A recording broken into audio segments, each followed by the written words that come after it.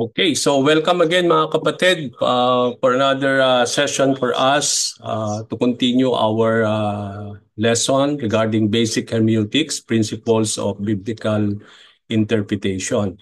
So sa ating pong course description, in this study, sabi nga natin, the student will be introduced to the basic principles of biblical interpretation, know the importance of good translation, and learn how to apply the basic principles to the different genre found in the Bible. So ito na almost, dito nga sa course description natin, makita natin na almost we are in the last part. No? We are trying to see the basic principles, mga guidelines na kailangan natin i-apply sa mga different genre o different literary types found in the Bible.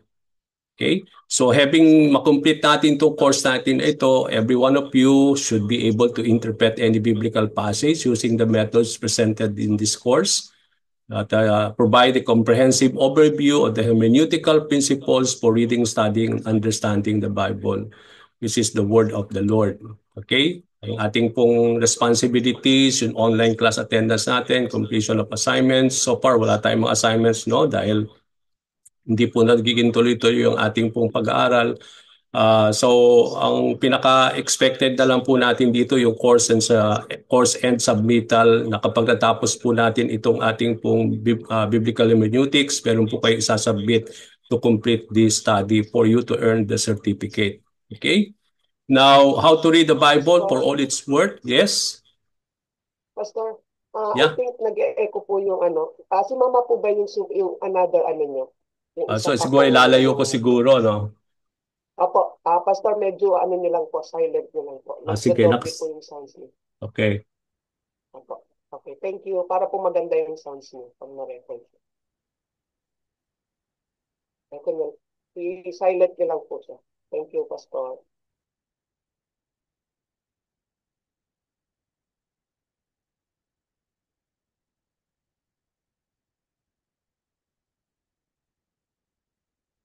Okay. So how to read the Bible for all its worth? Sabi nga natin by Gordon P. and Douglas Stewart. Now we have 5 course outline na nag-echo pa rin sa Brenda ba? Okay na. Nag-echo pa rin Okay ba na po. po? Okay na po. na? Okay, so meron tayong course outline na gusto nating kumpletuhin. So kung makapapansin natin dito sa course outline, ang tinatrack natin po yung ating pong study, makita natin dito natapos na natin yung course outline number 1, which is all about inductive Bible study. Sabi ko nga ito, mga kapatid, although natapos na natin ito mga karamihan nito, kailangan ninyong balikan talaga ito kasi hindi natin po talaga magkakaroon ng thorough understanding of hermeneutics dahil masyado maiksi lang po yung ating pong pag-aaral, no? Hindi po tayo, sabi nga natin, it is just a basic hermeneutics, pero more than enough na po itong 5 module na ito na to complete our course, no? At ini-expect natin na kapag natapos ninyo, naintindihan ninyo itong 5 ito, I believe that you are able to fully interpret the Bible. Lalo na po yung number 1 kasi napaka-importante pong itong tinakil natin dun sa number 1, yung Bible study methods, no, observation, interpretation, and application. Kasi sa hermeneutics, yan din po yan eh. Yung observation, ino-observe natin yon and then ini-interpret natin and then we try to see the application of the passage.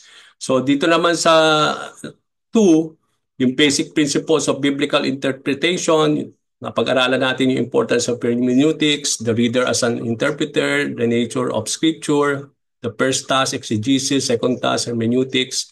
We made a lot of example about exegesis tsaka yung how we practice yung exegesis and then hermeneutical study. Napag-aralan natin contextual study, context study, literary markers, yung mga word study, tsaka introduction to detailed word study. Okay? Now, nandun na po tayo sa ika-4 natin. No? We are already started the interpretation of different literary types. Dito po sa number 4, we are expecting po yung interpretation of the gospel, parables, saka book of Acts, and then epistles. Sa last part po is all about yung interpretation of the Old Testament narratives, then poetic books, Old Testament prophecy, tsaka Book of Revelation. So kung mapansin natin dito sa ating course outline, we are now in the book interpretation of the parables. At kung maybe we will able to finish this and then we will able to continue now yung ating regarding interpretation of the book of Acts. Dahil itong parables na start na po natin yan, kailangan lang natin ng bigyan ng konting example, yung mga principles na natutunan natin sa parables. And then after that, we will proceed directly po today sa Book of Acts. No? So kung mapansin natin, kung matapos ba natin yung Book of Acts today o hindi man, so it will be somehow, ini-expect natin by the end of April, siguro matatapos natin po lahat ito till the completion itong buong interpretation of the different literary types. Okay? Now, we are now in part 4 of interpretation of the different literary types found in the Bible. Okay. Now we are also now in the interpretation of the parables. Now when let me just go back again to this. No, napaka-importante po bigyan natin ng pansin ito. Now when we talk about interpretation of the literary different types found in the Bible, hindi na tayo magkakaroon dito ng mga iba't ibang mga method or mga bagay na dapat nating gawin for us to help you to interpret the literary types found in the Bible o yung mga verses found kunyari sa gospel, sa iba't ibang mga literary types or genre na makikita natin sa Bible. Pero as we have studied last time, no, dun sa second part, no, dun sa ating pong session 2, I think the session 2, bigyan tayo, when we talk about basic hermeneutics, yung napag-aralan natin before, yan na po yung applicable na gagamitin natin in every literary types. No? Except na lang siguro, with exception siguro sa mga poetic books dahil hindi natin ma-apply po yung karamihan dun sa mga natutunan natin. But then, kung mapapansin natin dito, nung mga previous session natin, sa earlier session natin, kung matatandaan ninyo, kaya napaka-importante, sabi ko nga, balikan ninyo yung mga sessions natin. I think we are now meron na tayong session 13 na yata o 12 na mga video natin sa ating pong YouTube. Kailangan niyo balikan yon mga kapatid. Kasi dito sa mga interpretation of different literary types, hindi na tayo wala na akong ituturo dito na step by step. Okay? Kasi ang natutunan natin earlier, yun ang i-apply natin dito sa mga different genre. Ano ba yung natutunan natin when we are interpreting the Bible or passages in the Bible? Di ba? Kung mapapansin niyo, kung natatandaan, very fresh pa rin sa inyo, sa mind ninyo, merong pamamaraan, no? Number 1, sabi nga natin, yung first and foremost important law of biblical hermeneutics. Ano? Number 1, when you approach the passage, you have to interpret it first literal. Hindi ka muna maglalagay ng meaning dyan. Intindihin mo muna. Yan nga yung observation. Doon sa sinabi nating inductive Bible study. Ino-observe mo muna. Inaalam, iniintindi. So yun po yun yung pinaka-first and foremost natin na pamamaraan in every different genre in the Bible. Whether gospel, whether epistle, book of Acts, iniintindi muna natin yung passage na yan, yung mga verses in the very literal meaning. Literal muna, plain meaning muna tayo. Iniintindi muna natin kung ano ba yung mga nandyan. Iniintindi istorya. Kasi sabi ko nga last time, kapag nagdidig na tayo, nag-i-interpret na tayo, natatabunan na natin yung passage natin without even knowing. Maaring dun lang sa plain meaning, nandun na yung mga interpretation of meaning of it. No? Kaya nga sometimes kailangan natin ang approach natin first and foremost when you are studying, interpreting the different literary types, mga verses, passages in the Bible, whether anuman type yan or genre yan, ang approach nyo, basahin muna in a plain literal meaning. Wala muna kayong mag-i-interpret. No? Hindi ka muna mag-i-interpret, mag-o-observe lang. Iintindihin lang muna yung storya, ano ba yung sinasabi, no? And then, after that, tsaka lang papasok yung second crucial law. At ang nakapaloob dyan, 3 bagay. Okay, ano yon? Yung historical context, yung grammatical context, Yung ikatlo, contextual.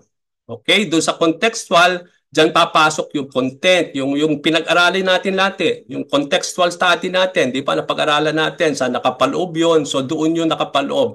So pag sinabi natin historical context, ano ba yan? Yung aalabin muna natin, you have to really understand, try to see the culture, the background, yung situation, yun yung historical. You have to go back.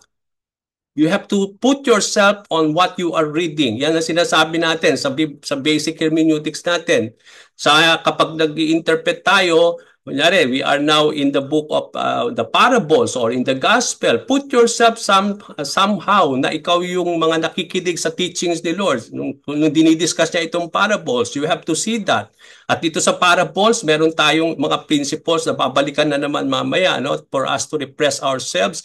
Pero sa lahat ng mga literary types natin, ang apposmo, number one, literal meaning muna, intindihin. Pangalawa, ang apposmo is that to consider natin yung historical context. Pangalawa, yung grammatical. Pag sinabi natin grammatical, yung mga grammar, yung word, kaya dyan papasok yung word study, yung Hebrew and Greek word, no? Yung tutingnan natin yan sa original Greek word, sa Hebrew word.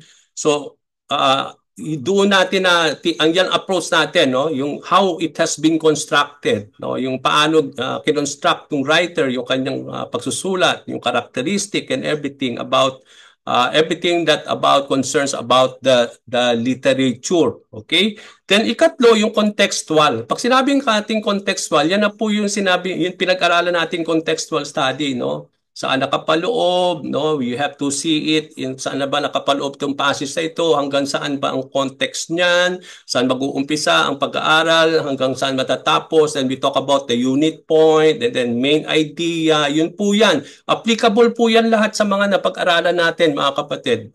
Okay, now, ang pinag-aaralan natin ngayon, wala na tayong pag-aaral na kagaya ng step by step. Kasi lahat na yun ang approach natin when we are interpreting the Bible.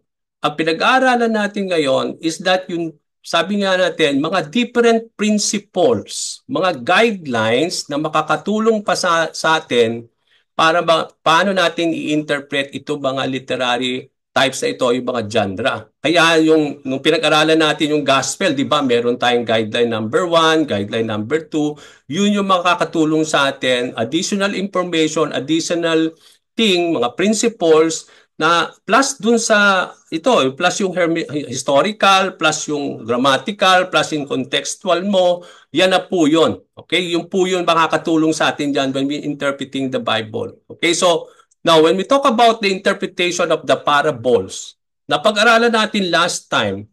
Okay, so aside dun sa ang approach mo dyan kapag nag-iintindi mo yung parable, no, go along with the story. No? Kasi it is a story taken from an everyday life ng mga panahon na yon by the Lord. No? He took that as a story, and then but it has significant meaning, no, spiritual meaning. So dito makita natin, Apostle, just feel free to understand muna yung parable, sino yung mga character na binigyan ng pansin dyan ni Lord and everything, and then ano yung historical. Pag sinabi natin historical, di ba, yun nga yung grammatical and then contextual. Kaya nung napansin niyo yung last time tayo bago tayo nagbakasyon, we talk about the important principles of parable interpretation. Ito mga principles na ito ay makakatulong dun sa inyo kapag tayo ay nag-i-interpret ng Bible, ng parable. Ano yun? Di ba itong apat na ito, matatandaan ninyo bago tayo nag-live muna for 2 weeks,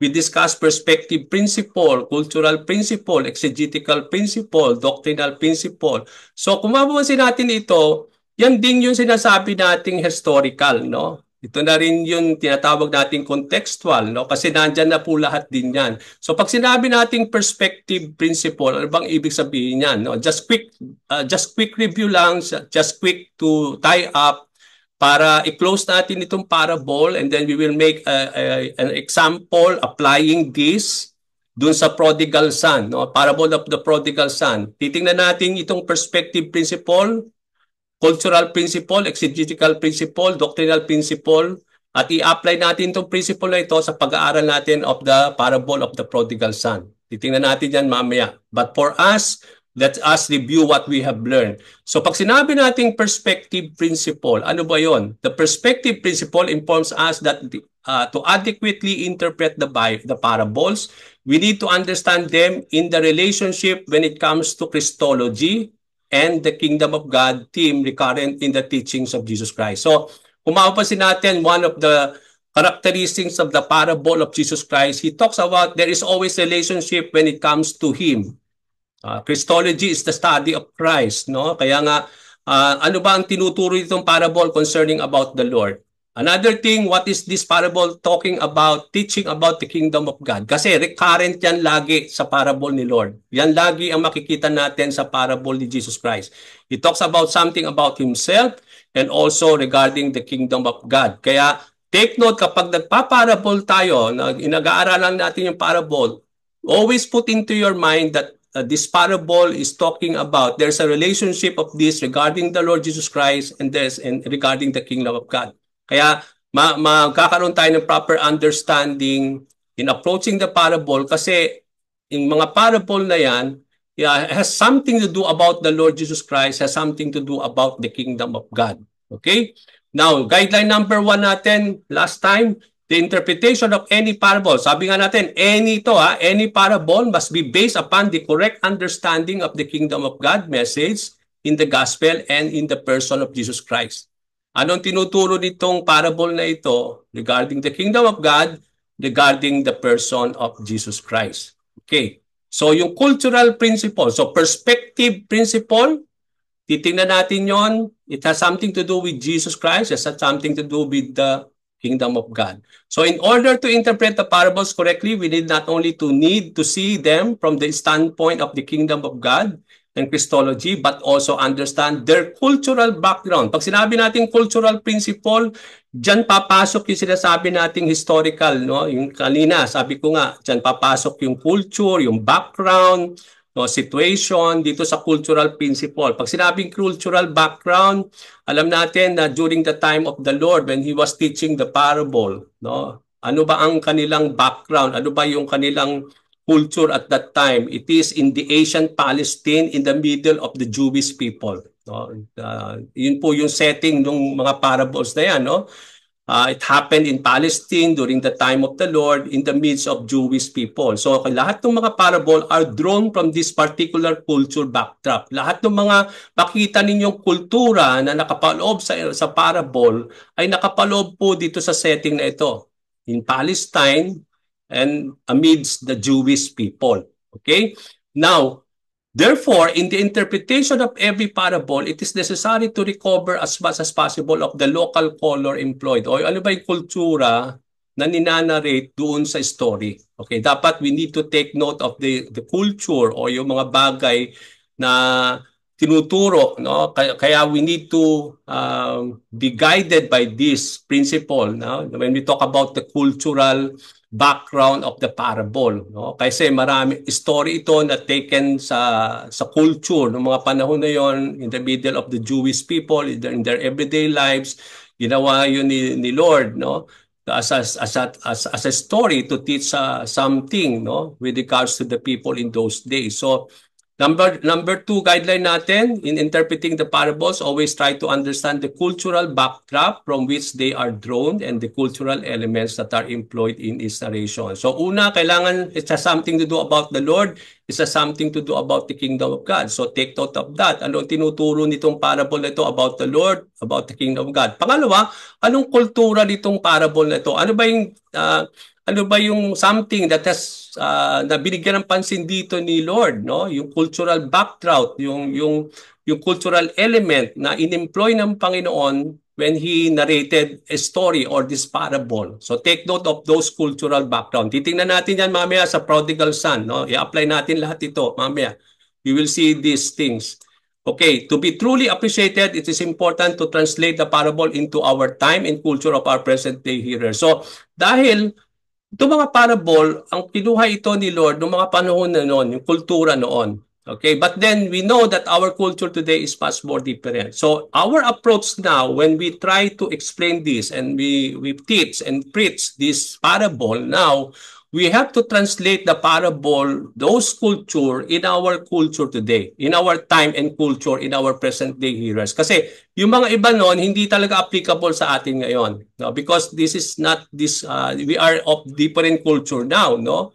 So we have to explain now, and how do we translate now those things, no? Especially this culture, no? We have to translate the parable in our time, in our culture, in our present day. Kasi yung story na yan, yung parable na yan is based on their culture and on their time. But now when we teach this, when we translate this, it is a challenge now, no? How we will able now to translate those things in our present day time, in our present culture, kasi magkaiba yan.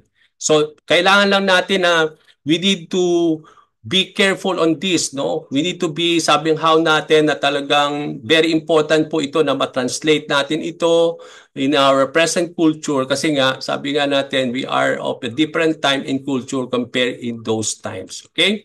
Now, exegetical principle, pag sinabi natin exegetical principle, we have tried to close in the parables of two sides, perspective and historical principle. Now, we will come to directly to the parable. Consider the direct interpretation of the parable. Pag sinabi natin exegetical, interpretation na yan. Okay, yun na po yun. So, there are some guidelines when you interpret now the parables. Number 4, determine whether there are any clues in the context concerning the parable's meaning. So when we interpret the Bible, the parable, see to it na tingnan ninyo muna yung parable itself kasi meron na dong mga clues sometimes. No, you have not to go far. So kaya nga sabi nga natin, ang approach natin lagi in any literal type, plain meaning muna, intindihin. Kasi sometimes nandun na yung meaning. You don't need to put other meaning. Nandun lang sometimes. Meron din mga parable, ini-explain na rin ni Lord kung ano yung interpretation nun. So, hindi na tayo lalayo. Nandun na lang po yun. So, kailangan natin lang na we need to really somehow understand because whether there are clues already in the context concerning the parable's meaning. So, hindi na tayo lalayo. Maring nandun na rin yung clue. Okay, so yun yung guideline number sa pag-interpret natin ng mga parable. Number 5, determine how much of the parable is interpreted by Jesus Himself. Tingnan natin kung ito po'y in-interpret na ni Lord. Kasi may mga parable na in-interpret na ito sa mga disciples. Diba? Sinatanong ng mga disciples si Jesus Christ, no, what do you mean by this parable? So tinuturo ni Lord, tini-interpret niya sa kanila itong meaning ng parable na yan. So we don't need to go far. So determine how much of the parable has been already been interpreted by Jesus Christ. Okay, so kailangan po na. So don't put any more meaning. Nandun na yun eh. So we don't allegorize, no, when it comes to parable. Okay, determine the one central truth. Anong tinutuloy dito? Parang main idea nung nagko-contextual study tayo, no? Kunyari, 10 verses yung context mo. Now, out of that 10 verses, ano yung central meaning ng buong 10 verses na yan? Yun yung main point natin doon sa contextual study. Ganon din ang approach natin sa parable. Ano yung one central truth nitong parable na ito na itinuturo? Ano yung principle? Okay, yung pag sinabing central truth, ito yung principle. And principle is applicable on all generations. So kung ano yung kung yun ang principle ng mga panahon na yun, yun din ang principle natin in our contemporary time. So kailangan natin makita yung central truth regarding this parable. Okay? So pag sinabi natin last is doctrinal principle, exegesis, interpretation yon. Pag sinabing doctrinal, anong doctrine ang tinuturo dito? Pero ang sabi dito, we need to be careful also with parables. Parables do not also teach doctrine. Parables do also, maaring nagtuturo siya, maaring hindi. Okay, but parables do also teach doctrine. Nagtuturo siya ng doktrina. Meron namang hindi. Okay, so mga story. But in drawing out doctrine from the parable, we must be very careful. So kung meron man tinuturo na doktrina sa mga parables, kailangan tayong mag-iba-ingat. We are not allowed to read back our doctrinal disputes into the parables, no? Kailangan nating intindihin yon. Doon tayo huhugot yung ano ba yung doctrine, pero hindi natin dadalhin yung doktrina natin doon sa parable. Okay, i-apply yung mga preconceived doctrine natin. Kailangan natin hindi apply yung doktrina na yon. So tingnan natin ano bang doctrine na tinuturo itong parable na ito. Okay, so we don't read back our doctrinal disputes into the parable. Okay, kasi maraming mga doctrine na talagang may disputes, no, hindi questionable, na hati, no, hindi nag-agree lahat ng mga Bible scholar o mga nag-i-interpret, hati lagi when it comes to doctrine. So we don't put those disputes into the parable kasi magkakaroon tayo ng maling meaning kagad. But I believe that there are parables na nagtuturo ng doctrine, but we need to be careful first. Doon natin kukunin yung doctrine na yun the way it is being taught by the Lord Jesus Christ. Okay? So, 3 important guidelines in deriving the doctrines from parable. The parable is not an allegory. Hindi na natin bibigyan ng pans ng toro yan. The parable cannot mean to us what it never could have meant. It is original recipients of Jesus Christ. So, titingnan natin lagi yan on the original recipients and what the Lord is trying to teach. We are not putting anything na hindi sinabi ni Lord mga panahon na yun. Don't put any meaning at all. Kung wala doon, wala talaga. So, hindi tayo nag-allegory. Kung walang sinabi si Lord doon, keep it that way. No, we could never we cannot do something mean that the Lord has not put that or na sinabi ni Lord o binigyan niya ng pansin ng mga panahon na yon. Okay, so we must check the results of our interpretation with the rest of the teachings of the gospel and the entire New Testament. So check din natin yung mga doctrine na yan na nahugot natin sa parable. Yan din ba ang sinasabi ni Paul sa ibang mga teachings niya sa epistles? Yun din bang doctrine na nakita ninyo sa parable na pinag-aaralan ninyo? Ito ba ay tinuturo, nakita rin ba yan natin sa ibang gospel? Okay, so if that is so, then that it will be a good interpretation of what you had arrived. Pero kung ito ay hindi or it is somehow not in line with what Paul was trying also teaching or to in the entire New Testament teachings and doctrine, then maaring mali yung ating pong interpretation of what the doctrine is or what the parable is teaching about doctrine. Kaya nga dapat maging maingat po tayo. No? May mga guideline po tayo dyan so that we are able to arrive at doctrine from the parable. Hindi kan mag-allegory. Kung walang meaning yan, wag niya po, hayaan lang natin wala siyang meaning. Pero may mga sandali naman na nagbibigay ng meaning si Lord. Okay, so but then, kung maglalagay kayo ng meaning dyan, see to it that it is the right doctrine and it is in line with the doctrine or teaching that has been given in the gospel or in the entire New Testament. Okay, so ang titingnan natin yan in the broader context. Okay, para malaman natin kung talagang totoo ba yung nakita mong doctrine din sa parable. Okay? Now, guideline number 7, in drawing doctrines from the parables, remember that a parable cannot mean to us what it could have never meant to Jesus Christ. Also, a particular doctrine drawn from any parable must be it must concord, no, with the rest of the teachings in the New Testament. Hindi bagong doctrine. Okay, it should concord with the rest of the teachings in the New Testament. Okay, so hindi siya nagsabi ka natin, nagko-contradict do sa mga doktrina na makikita natin from the other writings in the New Testament. Okay, now tingnan natin yung 4 na principle na yan dun sa example natin, the parable of God's unconditional love in Luke chapter 15, 11 to 31, the parable of the prodigal son. Okay, so dito natin tingnan natin yung 4 na yon, no, yung perspective, yung cultural, tapos tingnan din natin yung doctrinal and then exegetical principle. Apply natin yan dito sa parable of the prodigal son, no, from verses 11 to 31. Mapapansin niyo, bago itong parable of the prodigal son, Luke chapter 15 has 3 parables. No?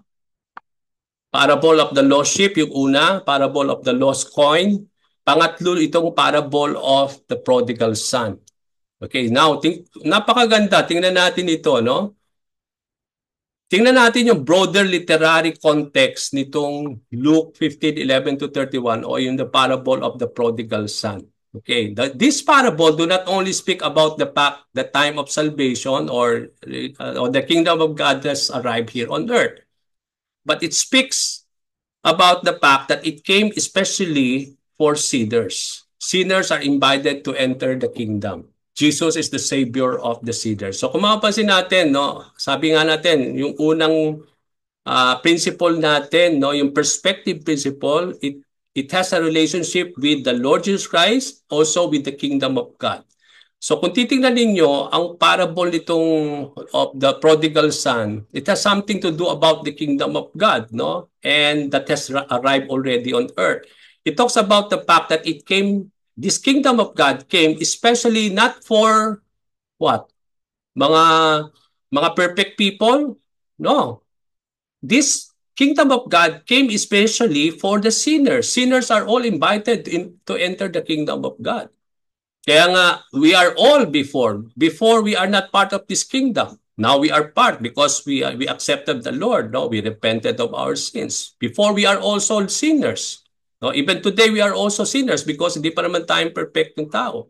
So what is so important about this kingdom of God is because sabi nga natin it arrived through the Lord Jesus Christ. No, it is the Lord who established this kingdom, spiritual kingdom here, but it will also be established physically at the coming of the Lord on His second coming.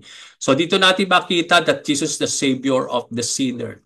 Now, however, this proclamation was highly criticized by his opponents. Kung mapapansin ninyo, yung mga religious leaders at that time, they always question the Lord, why He always mingle with the sinners?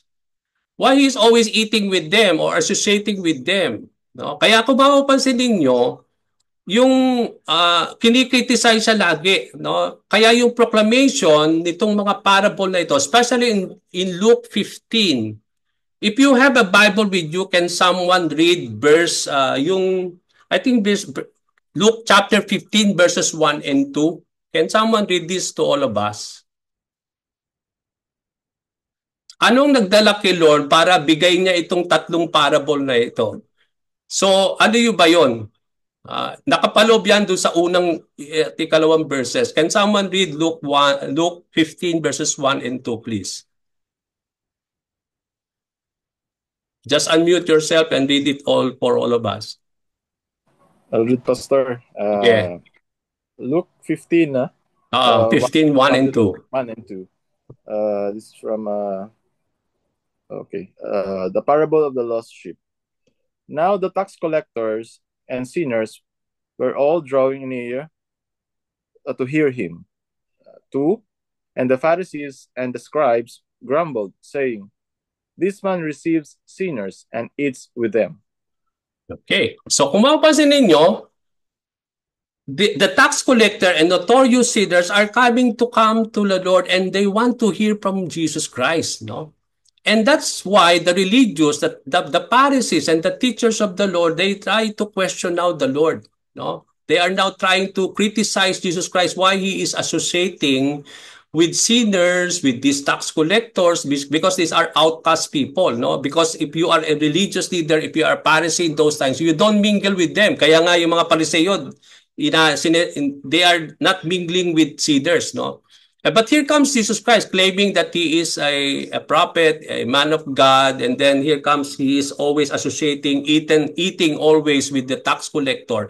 Kaya kung mapapansin nyo, starting from verse 3, that's the time that Jesus Christ gave these three parables to answer the Pharisees and the teachers of their question why they are associating with the sinners.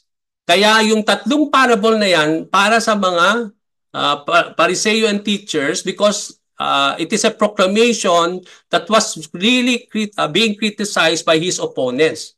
Kaya kung mapapansin natin, Jesus is justifying his message through parables, especially these three parables given by him in Luke 15. At anong gusto niyang i-justify?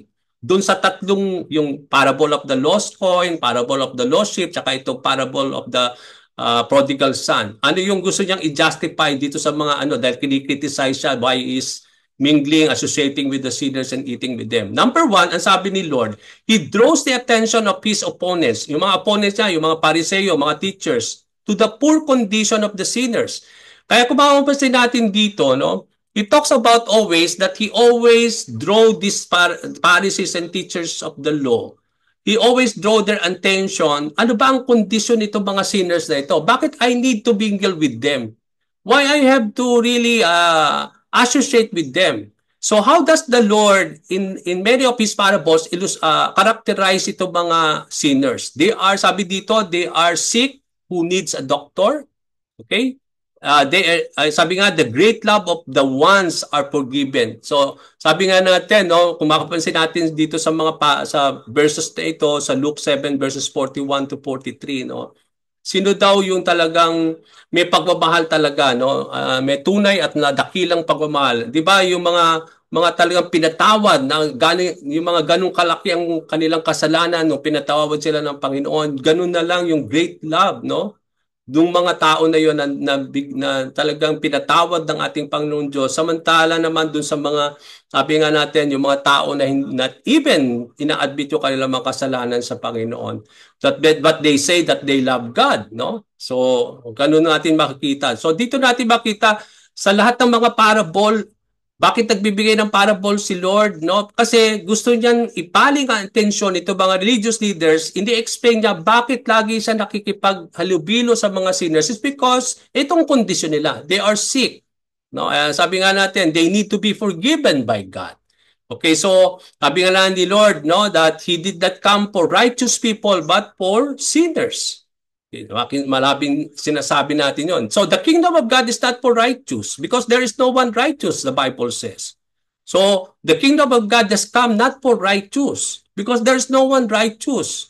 The kingdom of God has come for sinners, no? So that they may enter the kingdom of God. So yun yung pinaka-importante dito. So that's the time that why even the Pharisees are self-righteous people. They declared themselves as self-righteous. But in the eyes of the Lord, there is no one righteous.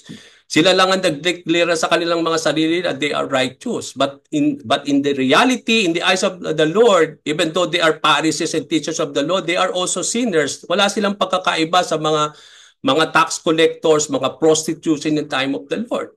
Because there is no one righteous in the sight of the Lord. They are also sinners. Okay, so makita natin. So una yun ang sa mga parables, yan lagi ang attention ni Lord. Dinodraw niya ang tao, especially yung kanyang mga opponents, kung bakit, ano ang mga kondisyon ng mga sinners. Pangalawa, He draws the attention ng mga Pharisees na yan, mga teachers na yan, on themselves, on the rejection of salvation offered. Sa Matthew 21, you are like the son who says yes to the Father but does not obey. Diba? Merong itinuro si Lord doon, parable of two son, diba? Sabi nung panganay, diba? Intusan niyo yung panganay, no? Yes, Father, I will do it. But sinabi nung pangalawa, no, Father, I will not do it. But later on, nahimasmasan siya, ginawa niya. Pero yung una, hindi naman niya ginawa, although sinabi niya na gagawin niya. So, anong sabi niya sa mga opponents niya? You are like the son who says yes to the Father but does not obey. Okay, so he's using the parable, the story, to draw the attention of his opponents regarding what he is teaching there. No, sa Mark 12:1-9, you are like the well-respected guests who were invited to the wedding but did not show up. Okay, so on that story, alam natin doon, no, nagkaroon ng mga na invitation but they are not willing to come, no? So who gives you the right to mock them and to criticize me? So doon yun makita natin. So parables is ginagamit ni Lord ito para to see, to characterize, to liken the condition of the sinner, no? At pangalawa, it talks about to draw the attention of his opponents regarding themselves and how they are rejecting the salvation being offered to them by the Lord. Pangatlo, Jesus Christ is using the parables, no, to draw attention of his opponents to the unconditional love of the Father. No, I am acting according to the will of the Father. This illustrates through the three parables in Luke 15. So, yung makita natin yung tatlong parable na yan sa Luke 15, it all's about, makikita natin, Jesus Christ is drawing the attention of these Pharisees and these religious leaders of the unconditional love of the Father. At nakita natin nga yan, most especially in the parable of the lost son. Okay? Now, interpret the parable using ngayon, tingnan natin ngayon yung prodigal son i-apply natin yung nakita nating exegetical, perspective, doctrinal, at saka yung principles na makita natin, cultural, exegetical, perspective, saka doctrinal principles discussed above. Okay, pag sinabi natin kultura, ano ba yung kulturang tinuturo ni Lord noong mga panahon na yon na merong meaning, okay? Yung exegetical, ano yung interpretation niyan, perspective, anong tinuturo nito pagdating kay Lord, pagdating sa kingdom of God, doctrinal, anong doctrine ang tinuturo dito sa parable na ito. Okay, so tingnan natin po. The parable of the prodigal son. Now, when it comes to exegetical, no, interpretation kagad tayo muna. The parable of the prodigal son is the third in the series of three parables. Yung nga, sinabi ko, yung parable of the lost sheep, the lost coin, pangatlo ito sa Luke 15. Isang chapter pero tatlong parable ang binigay ni Lord. Ibinigay niya dahil to address, yun nga yung binasa kanila ng Brother Alan, because to justify bakit he is mingling or why he is associating with sinners, no? Because the Pharisees and the teachers are criticizing him kasi nakikita maraming mga tax collector, mga notorious sinners lumalapit kay Lord para marinig yung kanyang pagtuturo. So yung nagdala kay Lord para ibigay itong tatlong parables sa ito. At isa nga doon itong parable of the lost son. So the hearers of all three of the parables are the same. Tax collectors, mga sinners on the one side. Ito nga, malapit nga itong mga tax collector kay Lord. Gusto nilang marinig yung teaching ni Lord. On the other hand naman, on one side, itong mga Pharisees at saka teachers of the law on the other side.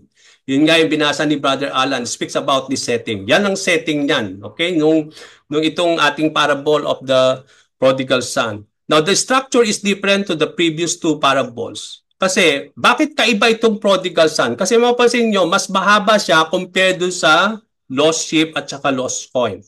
Isa rin sa makikita ninyong observation dyan, no, exegesis dyan, no, is that yung context, yung makikita natin dito, bakit humaba siya? It's because, sabi nga natin dito, merong continuation after the loss has been found. Di ba, makita ninyo nung natagpuan na yung sheep, okay? Tinawag na lang nung shepherd, no? Makisaya sila, yung mga neighbors. Ganun din yung lost coin, no? Natagpuan niya yung coin niya, no? Tinawag niya yung mga neighbor, mga kaibigan to celebrate, to rejoice with him. Ganun lang, natapos na. But dito, mapapansin natin, when the lost son has been found, may continuation pa, no? Meron pang story na dinagdag si Lord. Hindi siya tumigil. So yun ang makikita makitang observation dun sa out of the three parables, kakaiba itong parable of the lost son o the parable of the son, okay? After the son has been found, merong continuation of it compared with the lost coin and the lost sheep. So yun yung makita nating structure, very different dun sa unang parable ni Lord. Okay, sa verses 11 to 24, the parable illustrates in a very simple way. So is God, so gracious. And so ano ang central point itong itong sabi nga natin, pag sinabi natin exegesis, anong pinaka-central point nito? Ano ba sinasabi nitong buong chapter na ito? O itong verses na ito? So verses 11 to 24. So parang nag-aano tayo, nagko-contextual study na tayo dito, no? 'Di ba? Pag nagko-contextual study tayo, 'di ba? We will make a main idea and then we will try to break the verses kung ano yung makakasama. Dito makikita natin, 11 to 24 are grouped together and then 25 to 31. The parable illustrates in a very simple way. So is God, so gracious, full of mercy and love. He rejoices about the return of the lost like the Father who celebrates. So dito makita natin, kinukumpara yung Father dito to our Father in heaven. That yung father dun sa story is so gracious, no? He's full of mercy and love dun sa kanyang lost son. Ganon din ang makikita natin from the Father. Okay? So our Father in heaven, He's so gracious, full of mercy and love. That the Father in the story rejoices about when the lost son, sabi nga natin, return. The same thing, no? When it comes to the Father in heaven, when one lost soul, sabi nga natin, the whole heaven or angels are celebrating, no, over one lost soul who had returned to the fold of the Father. Okay, so Nakita natin yon, no? Yung pinaka-central point doon. Then yung 25 to 31, here the parable comes to is the second part. No? May second part. It's about the second son of the father. The parable was told to people who are similar to the second son in the story. Okay? The reaction of the older son to the explanation of the father in verse 32 is not given to us. This means that there is an open end to the story, leaving room for its hearers to think. Kung mapapansin natin dito, yung reaction of the older son to the explanation of the father is not given to us. Kaya nung nagtapos sa 32, ibig sabihin yan, open yan, yung open, nagkaroon ng open to the story, leaving room for its hearer to think.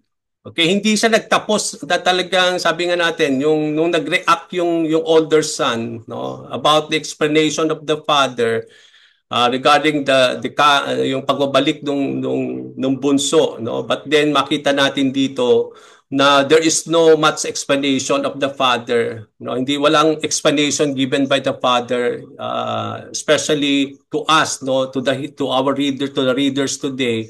And this means that there's an open end to the story, no? Leaving room for the hearers to think. Okay, so yung cultural principle. So makita natin dito, yung parang yun sa exegetical, makita natin dito, it is more of what is the central story of this? The central point, no? What is everything? Ano ba tinuturo dito ni Lord? Dito sa parable na ito, no? And we can see there it's all about the father. And then we talk about the second part is the son, no? Although binanggit naman diyan yung older son, but then makita natin dito, no, na there's an open thing about everything, no? Regarding the explanation, no? Yung reaction of the older son to the explanation of the father, hindi natin nakita yon, but it is being given by the Lord as an open thing for the hearers to think about, no? For them to think about kung ano yung magiging reaction, okay? So, ano yung cultural principle na makikita natin sa prodigal son? Okay. Father, give me the share of the states. In the life of Deuteronomy 21:17, this would be 1/3 of the possession. So yung tinuturo na context, yung kultura at that time, although hindi sinabi dito gaano ba ang share na nakuha nitong bunsong anak nung hiningi niya yung share niya sa kanyang ama. Based on Deuteronomy 21:17, it means that 1/3 of the possession has been given, no, to the lost son, no. So yun yung explanation nila dito na yung share na kinuha in advance nitong bunsong anak, it's equivalent to the 1/3 of the whole possession of the father. Okay? So verse 30 naman, he set off for a distant country.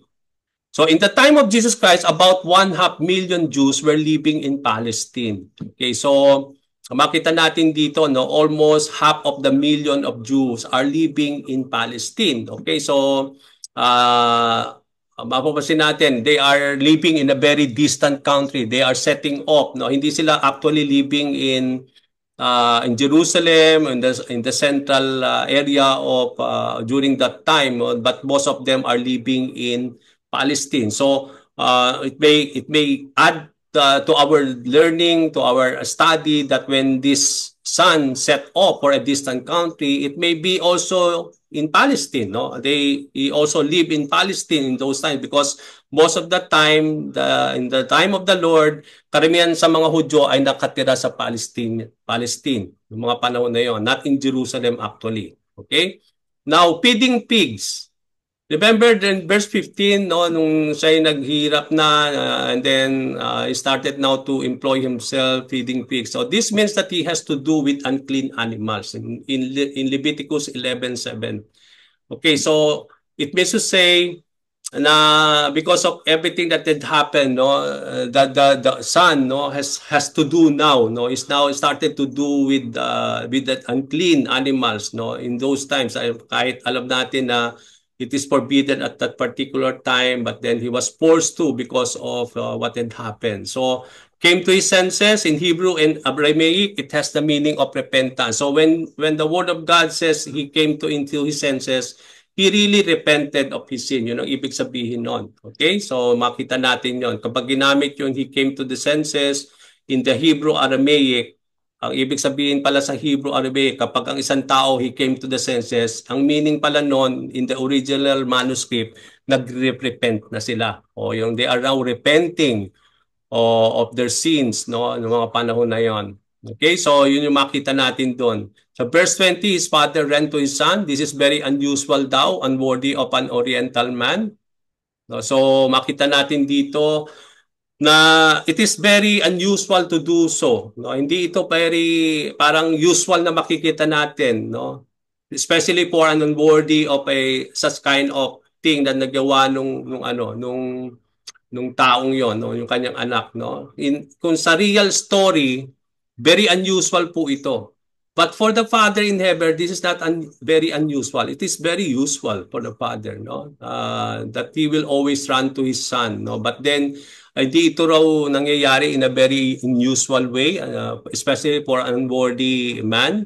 Okay, pero sinulat dito ni Lord, no, bilanggit ni Lord, no, to para baguhin yung ganong klaseng something to establish an unusual way. Kasi sa usual thing, hindi ito nangyayari sa kultura ng mga Hudyo in those times. No, yung the father will run to the son, no, he will not run to it. Yung best robe, ring, and sandals, Joseph in Genesis 41-42, di ba? Nangyari yan. Nung na-meet niya yung mga kapatid, di ba? He established all of these things sa kanyang mga kapatid. So the best robe is an old word for a fine stately garment that comes down to the feet. So pag sinabing robe, ano ba yung mga robe na yan, no, binabanggit ni Lord dito sa parable na ito? It is a garment that comes down to the feet daw, from to prepare, equip, sabi doon, the kind worn by the kings. No, ito ay sinusuot ng mga kings, sabi doon. Yung robe na yan na ipinasuot doon sa anak niya is someone, a robe, no, that's being worn by the kings in those times. Can't to think of this, no? Talagang makikita natin yung kung titingnan natin yung mga story na yan, merong kultura out of it, no? Ito nga yung nakikita natin dito na in-explain yung culture dun sa story. Yung best robe, it talks about it is a robe that is worn by the king, sabi nga natin. Okay, it is being given to the king. Ito yung sinusuot ng mga hari in those times. Ito'y binigay dito sa kanyang anak na kahit inalupusta niya, no, even though he has done wrong to the father, everything, but then he was established with this robe. Pangalawa, yung literally a robe at the purse, sabi doon. But not, sabi nga natin, although inuna dito yung robe, but not the first that you find, but the first is in rank and value, the finest in the house. This is contrast with the shabby clothes. Okay, so dito natin makita na although inuna yung robe, no, dun sa context kung paano in-establish yun, but then sabi dito, it's because, sabi, maaring the robe is first, but not the first that you will find, sabi ito, but the first in rank, no, yung mapansin natin dito, it symbolizes the rank and the value, the fineness in the house, no? In contrast naman doon sa parang his shabby clothes. Diba, nung umuwi na doon yung kanyang anak na bunso, ang suot-suot niya ay shabby clothes. That's why makita natin dito, unang-unang nung in-establish ng father yung kanyang anak, he started now to establish, no, yung rank and value. Parang ibinalik na muli yung rank and value. Yun yung nagsisimbolize ng robe. No, yung nung isinuot siya ng robe, parang binabalik ng ama yung rank and value nito sa pamilya. Okay, so kahit ganun lang ginawa niya. So may nagsisimbolize ng mga yon, no, yung robe is symbolized na parang ibinalik na muli yung rank and value. Okay, yung ring, ano bang nagsisimbolize ng ring? So, kung mapapansin ninyo, yung story na yan, although merong in-establish yung robe, yung ring, no, yung shoes, but then merong sinisimbolize pala, no? Yung ring naman, common in the classical writers in the Septuagint, but here only in the, sabi nga natin, yung finger is a sign of dignity. Yung kanina makita natin yung parang ini-establish yung rank and value, dito naman ibinabalik yung dignity, no, when it comes to the ring, it's being put in the finger. Yung namang shoes, yung sandals, it is bound under. Both sandals and ring are marks of a free man, as slaves were barefooted. Nung mga panahon, kultura ni Lord, ang mga slaves, wala silang mga sandals. Wala silang shoes. So, when a person is in shoes at that time, it's just a mark that you are a free man. No?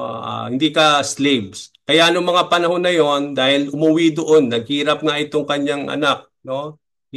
Perhaps at that time, bakit ibinigyan siya ng shoes and sandals? Because he came barefooted. Kaya in-establish uli ng Panginoon. No? He was made a free man again. No? Kaya makita natin dito, yung doon pa lang sa yon, may symbolism na. Sa kultura nila, ito po yung sinisimbolize noon. Okay, dun sa mga bagay na yan, no, when it comes to the story. So verse 29-30, older brothers, this is the formal address, no? And then open end, Jesus gives a chance, the change to the Pharisees to think. So parang nagkaroon ng open end sa verse 50, verse 32. And at si Jesus Christ nag-open doon for the Pharisees to think, no, regarding dun sa explanation ng father doon sa older son, why he did so when it comes to the yung youngest son. Okay? Now, yung perspective view. So nakita natin may mga kultura, no? Yung mga kultura na yun, merong meaning. Nakita natin yon, no? Kaya kapag in-explain natin yung culture na yon in our time, no, ang binibigyan na natin ng pansin doon, yung story at ano yung sinisimbolize. Kaya kapag sinabi natin yung cultural meaning ito, pag tinuro mo ngayon itong prodigal son, binibigyan mong highlight yung paano na-restore itong son. Yun nga, yung binigyan siya ng robe. Sometimes, nabimiss natin yun. Para akala nung tao, okay, binigyan siya ng robe, binigyan siya ng ring, sandal, ano yun. So, explain natin yon in our time kasi hindi natin kulto. Yung mga panahon, ganun pala doon. No? Pag in-establish nila isang tao, ganun pala. May sinisimbolize yun. Sa atin, hindi naman ganun ang kultura natin. So, you try to explain them, no? That there is something behind it. It talks about putting back the rank and the value of the person. No? When the father forgive us, although we turn our back to our Father, but then when we repented, when we go back to our Father, the Father in heaven, no, He put back all these things in us, no, yung the value that is that they to be part again of the family of the Lord, no, and then andun yung dignity, binalik na muli yung dignity. We have been made free. No, we are not anymore slaves, no? So makita natin 'yon. So may symbolism 'yon, no? In our part, somehow symbolically binigyan na tayo ng robe. Kaya nga sabi no, put on ways the robe of righteousness, sabi ni Jesus Christ sa kanyang mga teachings. And that robe proved itself that you are now part of the family of the Lord. Okay? Ito yung susuotin natin in the kaya nga mapapansin niyo in one of the banquet, no, napansin doon na why you are not wearing the robe, no, the clothes. So makita natin dito, no, may symbolism yung ring, there's a symbolism of it. God has put back the dignity in us, no. So we have been given that ring by the Lord, no, and at the same time yung sandals, no. Because that symbolizes that you are a free man. Before, slaves have no sandals or slippers put into their... So ang ganda siya, no? Naiintindihan natin ng mas lalo. Nagiging buhay lalo yung parable. Instead of just thinking, concentrating lang dun sa story, na inubos lang niya yung... Sometimes dun lang umiikot yung ating kung ano. And, but then, ang ganda kung intindihin natin talaga yung may culture, yung regarding the perspective, no? Pag ano ba yung perspective? 'Di ba? Ang perspective has something to do about Jesus Christ and the kingdom of God, 'di ba? Ano ba tinuturo sa Kristo yung regarding Christ and regarding the kingdom of God? This parable was told by Jesus in reply to the criticism he had to face because of his fellowship with sinners. So tinuturo itong parables, ini-explain niya, dina-justify niya bakit nag-a-associate sa mga sinners. It has something to do with him. So kaya nga binigay niya itong parable to explain sa mga Pariseo bakit he always fellowship with the sinners. At binigay niya yung parable of the lost coin, the lost sheep, tsaka itong parable of the lost son. It has something to do with the Lord. Pangatlo, it talks about the kingdom of God. There's something to do with the kingdom of God. This parable illustrates how gracious and joyous the Father is in the welcoming sinners back to His kingdom. Yun po yun, no? Yun yung central thing na makikita natin out of the three parables being given by the Lord. It has something to do with Christ, has something to do with kingdom of God. So kapag nag-aaral tayong parable, always see the perspective when it comes to the Lord. Ano sinasabi nito? Nire-reveal about the Lord, about the kingdom of God, or something to do with the kingdom of God. At nakita natin yan, no, dito sa ating parable of the lost son. Ano ang doctrinal principle nito? May tinuturo ba siyang doctrine? We are not sure if Jesus intended to teach doctrine through this parable. Maring hindi natin alam kung nagtuturo ba si Lord. If we are not really sure if Jesus has ang intention na talaga ay magturo ng doktrina dito sa parable. Perhaps we could see an illustration of the God's character in this parable. Hindi siya nagtuturo ng parable, pero wala akong nakita ng doktrina dyan, mga kapatid. But ang inibigyan ng highlight dito, ang ini-illustrate dito, yung character ni God in this parable. Yung He loves the sinner and He rejoices when they repent. He is a gracious and forgiving God. Yun yung makikita natin dito sa parable ng prodigal son eh. Yun yung hina-highlight doon. Wala siyang tinuturong doktrina siya. Pero ang ini-illustrate doon sa parable na yon, everything about our Father in heaven. No, our Father, yung character ni God. How does the Father see the sinners, no? How does the Lord receive, no? And how He rejoices when they repent and then they return back to Him, no? How He became so gracious and forgiving and loving Father. And that is what this makikita natin, yung makita natin what this parable is teaching. There's somehow I don't think also that there's a doctrine being given here by the Lord, but it is just an illustration. Pero maaaring sa ibang mga parable, may mga doktrina na itinuturo, pero not in this parable. We cannot see that there is a parable being given here by the Lord. He's teaching here regarding this parable. Okay? Okay, so that's it. So ganun ang approach natin, no? Pag nag-aral tayo ng parable, i-apply natin yung kanina, no? Sinabi ko nga, unang approach natin, any particular passage in any literal type, literal meaning. Iniintindi muna, plain, literal. Iniintindi muna natin, binabasa in a very literal. Hindi tayo nag-i-interpret, ina-understand lang muna, inoobserbahan. Anong nangyayari, sino mga karakter, no? Sino yung nasaan doon sa story, sino yung nagsasalita, sino yung nag-a-address, ano yung mga nandoon, yun lang. Very plain lang siya. And then once that you are able to understand fully, go now to the second crucial thing. Diyan mo na i-apply yung tinatawag nating hermeneutical thing, no?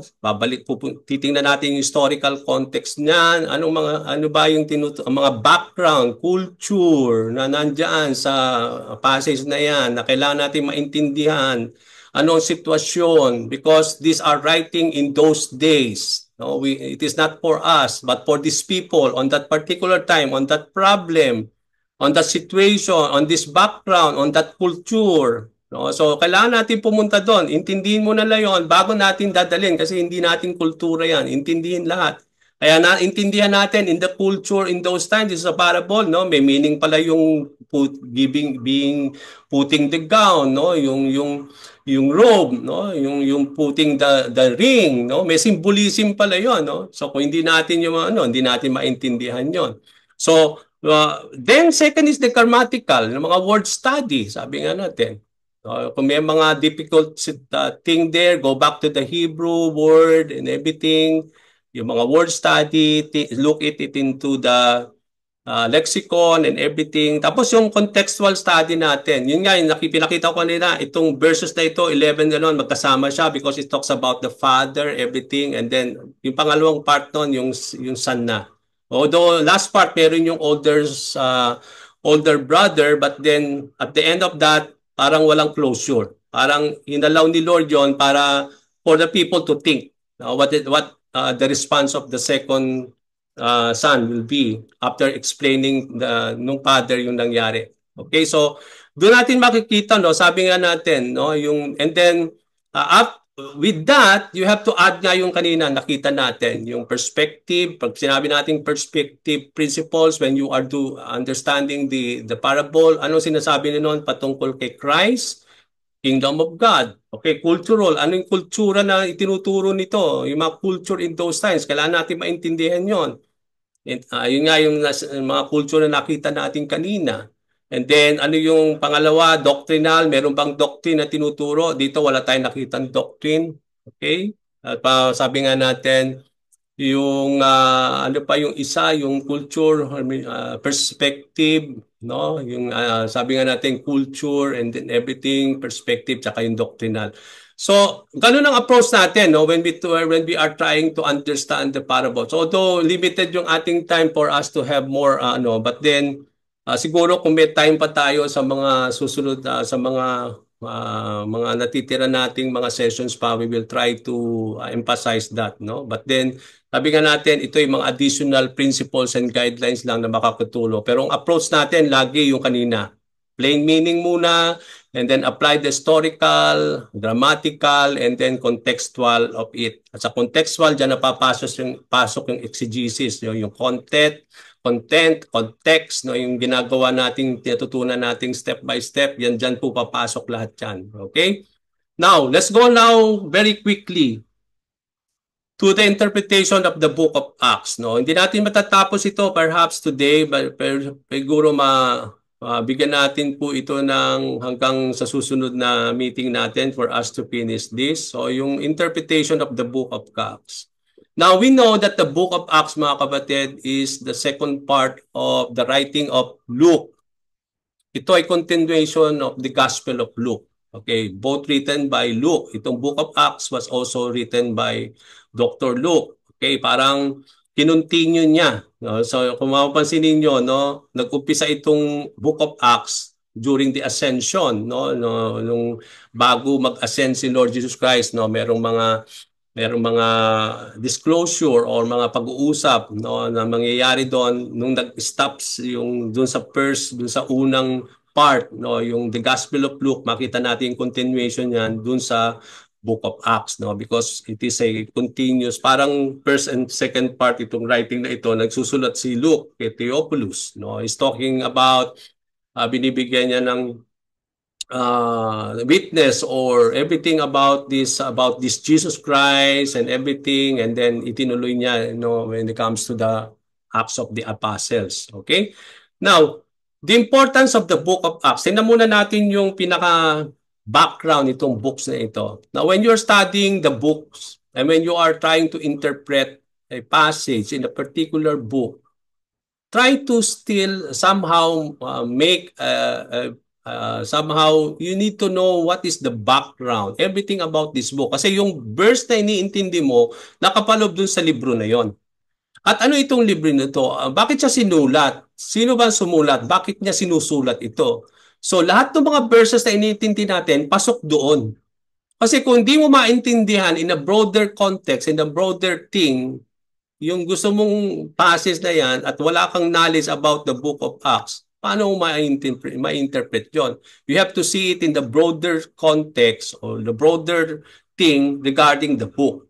So, napakaganda kapag tayo nag-aaral, you know somehow what is the background of this book. No? Kapag nag-aaral tayo nitong passage ito, nitong chapter na ito, on that particular book, alamin natin ano ba itself yung ano itong librong ito. Kasi nakapaloob lahat yung mga chapters na yan, ng mga verses na yan, dito sa libro na yan. Okay, so when we talk about book of Acts, if you are interpreting any passage in the book of Acts, ano bang importance nito? Bakit isinulat ito?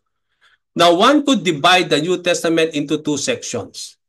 The first part consists the four gospel, while the second part, beginning with Romans, concerns the churches that sprang up after Jesus left. In between, kung mapapansin ninyo, no? After the gospel, yung second part, Romans na down to the mga epistles. In between this four gospel and Romans, yung mga additional epistles, nakapaloob doon, sa gitnang-gitnan yon yung book of Acts. Kaya after the gospel, no, after the book of John, merong book of Acts muna bago Romans. Okay, so yung Romans, doon mag-uumpisa yung second part. So after the first part and before the second part, here comes now the book of Acts in the middle. It is standing between these two parts. No, yun po yung makikita natin dito. So, pwede nating i-divide ang New Testament sa dalawang section. Unang section, yung four gospel. Pangalawang section, starting Romans pababa. Okay, in between these two parts is the book of Acts. Yun po yung makikita natin dyan. Okay, the best way to appreciate Acts is to imagine a New Testament without it. Tingnan niyo po ito. Paano natin maintindihan lahat yung sinulat ni Paul? Yung sinusulat ni Paul sa Romans, sa mga Galatians, Ephesians. Okay, saan nagmula itong mga churches na ito? Sino si Paul? Sino ba siya kung walang Book of Acts? Sa Book of Acts, doon natin makita lang si Paul na siya isang Pariseo dati, mga persecutor of the church. So kung wala Book of Acts, paano hindi magbibigay meaning po yung Romans, Ephesians, Colossians, walang halaga. Kasi lahat tayo magtataka, sino ba itong Paul? Paano na-establish itong church na ito? No, so bakit nagsasalita si Paul sa Rome? Paano siya napunta doon? So dito makita natin without the book of Acts, no? Try to imagine it. Without the book of Acts, we will not appreciate much the New Testament because makikita no, the best way to appreciate Acts is to imagine a New Testament without it. Ito ang nagbibigay kahalagahan, nagbibigay saysay, nagbibigay kahulugan dun sa second part bago pumunta dun sa Book of Romans. You have just read about the life of Jesus Christ. Kasi ito, sa four gospel, we talk about the life of Jesus, His ministry, the cross, the burial, the resurrection. Okay? Now, you have just read about the life of Jesus Christ, and then if you immediately turn to Romans, ang unang makikita natin sa umpisa pa lang Romans chapter 1, Paul, a servant of Christ Jesus, to all Rome who are loved by God and called to be saints. Rome, bakit Rome? Bakit nandun si Paul? No, how did the story get there? No, anong nangyari, 'di ba? After nung nagpakita siya dun sa tapos sabi ni Lord sa Book of Matthew, go and make disciples now of all nations.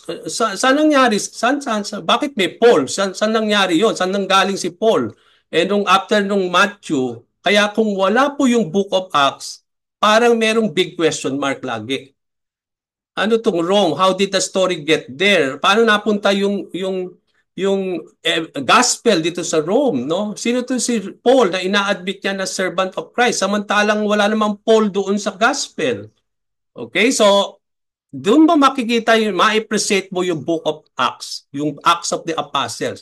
Kasi diyan natin maintindihan lahat. Everything about the churches has been yung ministerial, yung missionary journey of Paul. Nakapaloob yan sa Book of Acts lahat. Sino si Paul? Paano siya naging apostle, no? Sino ba siya? Anong nangyari sa mga sila Peter? Anong nangyari nung sila pinahayo ni Lord? Sabi niya, don't leave. Sabi niya dito, go and make disciples of all nations, no? Sabi doon sa Mark 16, preach the gospel to all the nations. So, dito, what happened to Jesus Christ after the gospel? But here in the book of Acts, nakita natin dito, beginning in chapter 1, there's already this discussion between Jesus Christ and the disciples, and then before going back into ascension, diba? He talks about wait for the power, sabi na, don't leave the Jerusalem first. Although pinahayo ko na kayo, but then don't leave first. Wait for the power that will come on high. No? So it becomes meaningful now. No, come to think kung wala yung Acts, magtataka tayo beginning Romans. No, hindi na natin masusunod yung istorya. But then if there's the book of Acts, starting now to Romans, alam na natin. Who is this Paul? No, why he's in Rome? Why he's preaching now in this Rome, no? Makita natin lahat. It becomes meaningful now. Okay? So with Acts, everything fits into place. This book gives a transition from the life and ministry of Christ to the new church. Ito yung nagbibigay, sabi nga natin, yung kahalagahan after the life and ministry of the Lord. Now, what happened now? And it brings us to the new believers, to the early church, to the new church. It introduces Paul and speaks about how a minority religion represented by about 120. Di ba doon natin nakita yung 100 believers only at that particular time reaches the capital of the Roman Empire. Kasi beginning Acts, no, makita natin wherein there are 120 believers, including na yung mga disciples ni Lord, no? They are in the upper room waiting now, and it is now almost Pentecost that they are waiting, that Jesus Christ says, wait there. And out of that 120 believers, no, it reaches the capital of the Roman Empire, and that is Rome. Okay? Out of that 120 believers. Okay, so makita natin dito, it is a minority religion na nag-umpisa lang ng 120 but it grew. On the first preaching of preacher, 1,000 already came to the Lord and believed, di ka? Dalawang preaching ginawa ni Peter, no, dito sa Book of Acts. So makita natin unti-unti lumalawak nung nagkaroon ng persecution in the Book of Acts, the disciples went to different places and they bring the gospel with them. Sa Alexandria, kaya si Philip, no? So it means to say kumalat yung ebanghelyo out of those people, no, and God used the persecution in the Book of Acts for the whole gospel to be preached, no, and that why it reaches even at that particular time that when Paul now became a believer, no, it is Paul who through his missionary journey, no, he bring all this gospel to the point that he even it reaches the capital of Rome, the capital of the Roman Empire at that time, and that is Rome, no, through Paul. So the date of writing, since Luke does not mention the destruction of the temple in Jerusalem in the year 70 AD, the book must have been written before this date.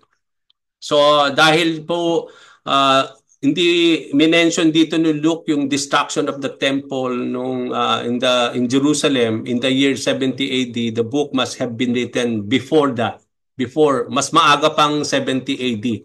Okay? So the Roman Empire and its official are presented by Luke as non-hostile towards Christianity. Paul is not condemned.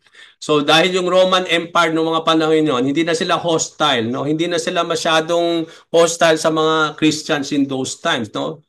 Paul is not condemned by neither Gallio, Felix, nor Pistus. They even protect Paul on several occasions. Itong mga Roman officials na ito even protected Paul from his own Jewish people, no? Sa Acts 21:32, 22 to 25 to 29, 23:16 to 24. So this indicates that the book of Acts was written before when under the Roman Empire Nero, the official persecution of the Christian broke out. So naisulat daw ito, sabi dito, it indicates that the book of Acts was written before 64 AD.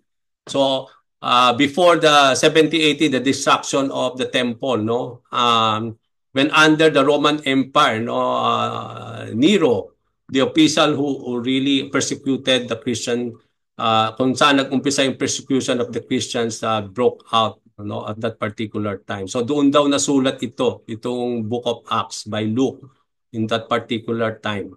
Okay? So it is estimated that the Apostle Paul arrived in Rome in around 60 to 61 AD.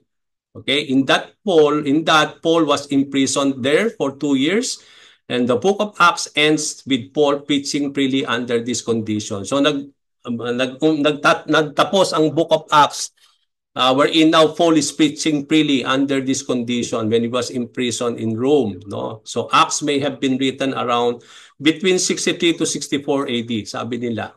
Okay, so dahil nag-arrive lang si Paul daw sa Rome ng 60 to 61, but then nakita natin natapos daw yung Rome, yung writing, yung preaching ni sabi niya nung mga panahon na nagpipisa si Paul sa Rome. He was imprisoned there for 2 years. So add natin doon is almost 63. So 61 AD plus 2. So it will be between 63 to 64 AD nung isinulat ito ng Paul. Ito yung condition niya at that particular time. Okay? Now the content. Ano ba yung content ng Book of Acts? Ano ba nilalaman nito? The nature of Acts. The Gospel of the Luke and the Book of Acts should be seen as an unified twofold narrative. Okay, continuation siya. Although 2 parts siya, first is about Jesus Christ, the life and ministry, but then itinuloy yan ni Luke, no? Sabi na natin.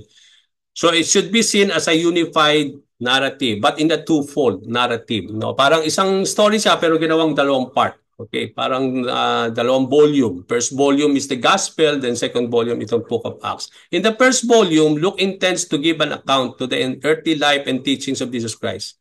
Kaya nga mapapansin niyo sa Book of Acts 1 to 5, binibigyan niya na talagang ito'y nagpapatuloy na ito'y continuation ng book ng Gospel of Luke. Kasi mapapansin niyo diyan sa Acts 1 and 1 to 5, binanggit diyan ni Luke, no? He is also giving an account of this regarding his first volume, regarding the account of Jesus Christ, his life, no, to the Theophilus. Sabi nga natin, he's giving this account of the earthly life and teachings of the Lord Jesus Christ. Okay? In the second, sa second volume, ito nga yung Book of Acts, he wishes to tell that the risen Christ continued this ministry in the church through the Holy Spirit. Although he's ascended back in heaven, but yung ministry ni Lord nagpatuloy through the Holy Spirit on the coming of the Pentecost. No? Doon nga yung nabanggit natin, the Spirit of Christ. No, doon makapansin natin. So some Bible scholars therefore suggests that the Acts of the Holy Spirit would be more fitting title for the book. Kasi very prominent ang Holy Spirit dito sa writings na ito. No? Kaya nga siguro instead of the Acts of the Apostles, sabi nung ibang mga Bible scholars, much more ang suggestion nila, it be more fitting for the Acts of the Apostles to be named the Acts of the Holy Spirit. Kasi makita natin dito yung how the Holy Spirit worked throughout the early church, no, beginning, and how it has been established through the power of the Holy Spirit. So it is more of a work of the Holy Spirit, of the acts of the Holy Spirit. But then I believe, sabi nga na, it's just a suggested thing by some other Bible scholars kasi very nakita natin dito yung work of the Holy Spirit throughout the writings of Luke in the Acts, no, in the book of Acts. Okay? Yung outline of Acts, quickly, in terms of actual content, a division can be seen in Acts which ties the whole book together. Okay? For 5 times, Luke seems to pause the narrative for a moment before he takes off in a new direction on some kind. Okay, so makita natin dito, no, na although meron tayong outline, pero physically titingnan lang natin yung looks, no, mapapansin natin na parang kapag sa writing ni Luke, mapapansin natin na nag-uumpisa siya ng mga ibang tema or topic. Kasi mapapansin natin dito, meron siyang mga moment na nagpo-post siya. At kapag nag-umpisa siya, iba na naman yung sinusulat niya. So parang ibig sabihin nun, nag-stop na yung yon, tapos nag-uumpisa na siya kagad ng panibago. Kaya mapansin niyo sa book, sa Acts of 6-7, parang he is now making a new direction. Kaya maaring yung Acts 1 hanggang Acts 6 ay maaring is a continuation. No? So mapapansin natin dito. Tapos starting now from this verse 8 down to chapter 9, no, mapansin natin kasi sa chapter 9 verse 31 nag-umpisa na naman siya ng panibagong direction. So siguro after that merong magkakasama 'yon, no? So ganun din sa chapter 12:24, no, sa Acts 16 verse 4 nag-umpisa na naman siya ng panibagong direction ng kanyang sinusulat, and then also in Acts chapter 19:20. Okay, so mapapansin ninyo sa writings niya, no, na nagpo-pause siya, ibig sabihin nag-stop na siya dun sa sinasabi niya previously at nag-uumpisa na siya ng bago. So mapapansin natin 'yon dun sa so sabi nila 5 times daw that it seems that nagpo-pause si Luke, no, for a moment before siya magbago ng direction ng kanyang susulatin uli. So on the basis of this clue, Acts can be divided into 6 sections, sabi nila, which gives the narrative a continually forward movement from its Jewish settings based in Jerusalem with Peter as its leading figure towards Rome, the capital of the Gentile world, as its goals, and Paul as missionary to the Gentiles. So makita natin, ang very prominent sa umpisa si Peter, no? But later on, after nung lumabas na si Saul, and then going back, nagkaroon ng persecution, and then tinutugos ni Saul itong mga Christian, no? And that's the time that he met the Lord on the way to Damascus. Doon na nag-umpisa, no? Tuloy-tuloy na yung kay Paul, and then makita natin Paul now after that he went to the Jerusalem, no, at na-meet na nga niya itong mga apostles, na-meet niya si Peter. So makita natin dito, no, nagkaroon na ng mga, sabi nga natin, doon nag-umpisa lahat ng mga story. Okay, so doon din nagkaroon yung mga missionary trip, no? Makita natin karamihan on the second part of the book of Acts, natin makita natin yung mga missionary trip ni Paul, how where he went, and then yung last part nga naman natin is now towards Rome. Okay, he's going now towards Rome, and the gospel now reached even the capital of the Roman Empire, no, through Paul at that particular time. Okay, the purpose of Acts. The purpose of Acts is to show that the work that Jesus started, progress, o yung pinumpisan, nakita natin doon sa gospel, yung work ni Lord ay lumago, nag-progress, no? And it continued to reach the Gentile world, no? Under the care of the Holy Spirit interest in movement. Okay, so makita natin dito yung movement of the Holy Spirit that even the Gentile people now has been included, no, dun sa Book of Acts. No, makita natin dito that the Lord now opened the Gentile nation for the gospel of the Lord. So doon natin makikita yan sa Book of Acts. No, ito yung purpose. You know, somehow there's a progression, the continuation of the gospel. No, what had happened after the Lord. Everything about the work of Jesus Christ. So magkakaroon tayo ng clear understanding of it, no? At ito nga yung kahalagahan ng Book of Acts. It explains everything regarding yung mga writings of epistles ni Paul, no? That explains itself. Kaya tayo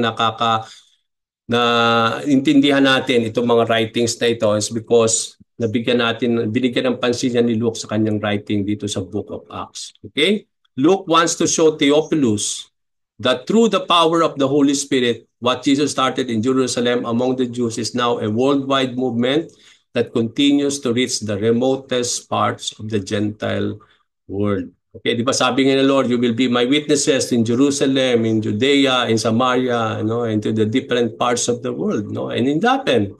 Okay, to the apostles in those times, no? It reached to the remotest part of the Gentile world, and even, sabi nga natin, even to the Gentile nation, no, wherein the gospel has reached also this Gentile world. Okay, this point is also supported by the way Luke ended the book in Acts 28:31. Since the central point of the book is neither the life of Paul nor any other important figure of the early church, Acts ends with the Apostle Paul preaching with all openness and unhindered in Rome, the center of the entire civilized world of that time. This was the climax and not the dramatic end of Paul's life. So although walang binanggit dyan si Luke regarding anong nangyari kay Paul, no? Pero ito yung pinaka-climax, no? Hindi niya binibigyan ng dramatic end, no, yung life ni Paul, because the Book of Acts is not the biography of Paul, no. Although nandun lagi si Paul, makikita natin dito, but the climax of the year is that how the Lord used Paul, no, even to reach all these Gentile people, no, so, and Gentile nation, even it reached the center of the entire civilized world, no, and that is Rome, no. At yun yung binibigyan ng pansin dito ni Luke, no. Hindi niya binibigyan ng pansin dito si Paul, but then the work of God, how it progressed, no, how it continue after it has been done by the Lord Jesus Christ. So yun po yung binibigyan halagahan dito ni Luke, not Paul or anything about the Paul. Okay? So guideline number 1 natin siguro ay mag-end muna ako dito, no? Paano natin interpret yung Book of Acts? Guideline number 1, interpreting the Book of Acts, remember the overall purpose of Luke in writing this book. Yan ang natin. Ano ba yung purpose niya? Kaya nga kapag nag-i-interpret tayo regarding the Book of Acts, dapat tingnan natin yung overall purpose ni Luke. Bakit siya nagsusulat niyan? Kasi lahat ng passages dyan, mga verses dyan, yun ang purpose niya. Kaya hindi tayo magbibigay ng additional interpretation or meaning out of that purpose why Luke wrote this book. At ang overall purpose ni Luke, no? This is where we will end. Meron pa tayong 15 minutes kung meron bang mga question answer. To show that under the care of the Holy Spirit, the gospel continues to reach the remotest part of the world. Yun nga, ang binibigyan pansin dito, it reaches even to the central civilized world, no? At during that time, no, yung pinaka-central civilized world is Rome, no? And it reached, no, the gospel reached that place, no? Through Paul, no, at that particular. So yun yung binibigyan ng pansin dito, no? Yun yung it is done through the Holy Spirit, no? To show Luke was writing to show to Theophilus, to testify to him that under the power of the Holy Spirit, the gospel of the Lord, no, paano nagtuloy-tuloy yung paano nung inumpisahan niya sa Luke, yun regarding sa Gospel of Luke, everything the Lord, but then when Jesus Christ ascended into heaven, ano nangyari? So this is now when the Holy Spirit come, no, at tinuloy yun ni Luke, no, and then makita natin yung progression that through Peter to the apostles and then to the conversion of Paul, nakita natin, no, the gospel reached in different parts of the world, no, and even the remotest part of the world, no. At yun nga yung makita natin, the Gentile nation has been reached with the gospel of the Lord through the apostle Paul. Okay, so dito natin makita. So guideline number 1, yan po tayo titigyan. Meron pang mga guideline tayong titingnan dyan sa Book of Acts. Parang binigyan lang natin muna ng background, everything that we need to know about the Book of Acts, no? Kasi dapat maintindihan muna natin everything about we need to know when we study and we interpret all these things, no, na nakapaloob sa Book of Acts, somehow meron tayong clear understanding about the books kasi somehow it added to our understanding and interpretation. At yun nga yung guideline number 1, what is the purpose of this book? Lagi nating put that into your mind na ang intention ni Luke, bakit niya sinulat ito, is to show how the power of the Holy Spirit, to the guidance and leading of the Holy Spirit, the gospel has reached the remotest part of the world, including Rome in those particular time. Okay, so let me stop here muna. Okay, so let me stop here muna yung ating recording.